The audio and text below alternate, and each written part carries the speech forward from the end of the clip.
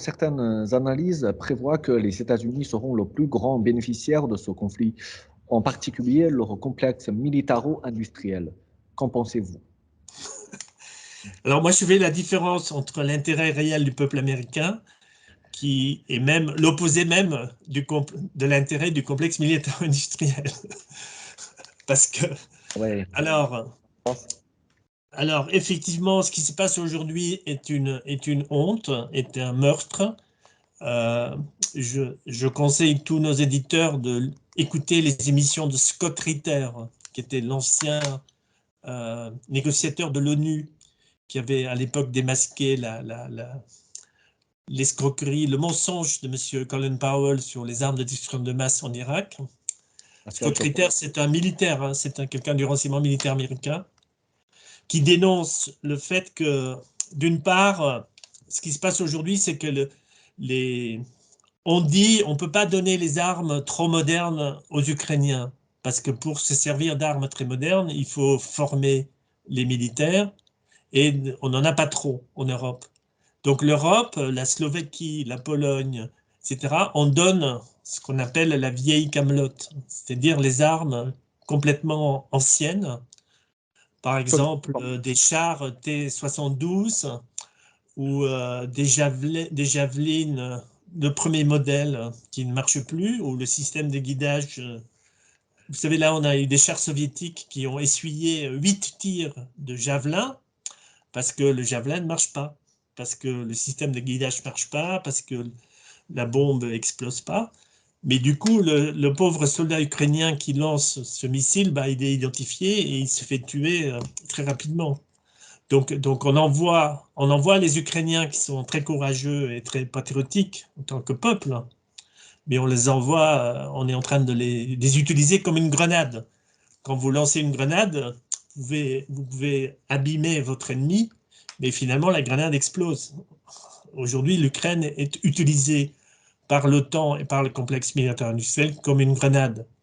Mais alors, donc les Européens sont en train de vider leur stock de vieilles armes, mais il y a un article hier sur BFM TV qui montre que les États-Unis donnent de l'argent à l'Ukraine. Les Ukrainiens achètent des vieilles armes, et après, on demande, des Européens, évidemment, veulent racheter des armes plus modernes qu'ils vont acheter aux États-Unis. Donc, en fait, l'argent, les 33 milliards que M. Biden veut débloquer, qu'on va donner à l'Ukraine, finalement, ils vont rentrer dans les caisses américaines, parce que les Ukrainiens vont acheter des armes en Europe et l'Europe va racheter des armes aux États-Unis. Donc effectivement, ce complexe militaire industriel, de ce point de vue-là, n'a absolument aucun état d'âme et est en train de profiter de la situation pour se refaire une santé, parce que voilà, après on joue, évidemment, on joue avec des bâtons de dynamite sur un volcan, parce que les armes, la question est de savoir à quel moment est-ce que vous devenez un co-belligérant. C'est-à-dire que même la France a 72 canons César, elle va en donner 12. Elle va former 40 artilleurs en France. Elle va envoyer ses camions avec c'est des canons 155. Bah, à quel moment est-ce que la France devient co-belligérant? Qu'est-ce que ça laisse comme marge de manœuvre pour M. Macron de continuer le dialogue avec Vladimir Poutine?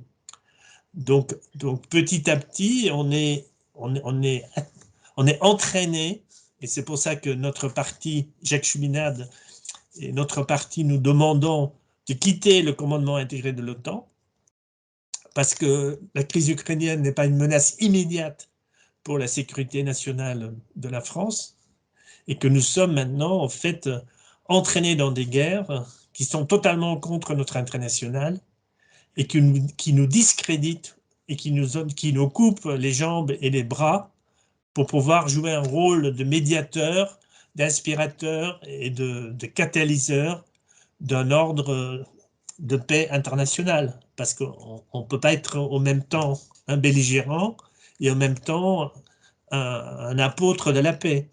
ça marche pas. Ça marche peut-être dans la tête de certains, mais pas dans le monde réel.